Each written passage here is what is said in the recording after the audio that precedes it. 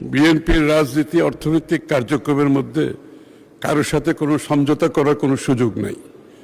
এবং বিগত দিনে আমি আপনাদের একটু পরিষ্কারভাবে বলতে চাই, বিএনপি যতবারই সরকারে এসেছে ফাইন্যান্সিয়াল ডিসিপ্লিন নিয়ে কোনো প্রশ্ন আসে নাই, macro strategy, macro economic stability নিয়ে কোনো প্রশ্ন উঠে নাই, শেয়ার বাজার লুটপাট নিয়ে কোনো প্রশ্ন উঠে নাই। সো বি অ্যাসিওর্ড, বিএনপির রাজনীতিতে অর্থনৈতিক পরিকল্পনায় সমঝোতার কোনো সুযোগ নাই। এবং যারাই ব্যাংক থেকে টাকা নিয়েছে, পালিয়ে গিয়েছে, সকলের বিরুদ্ধে মামলা হয়েছে, মামলা পার্সু করা হচ্ছে।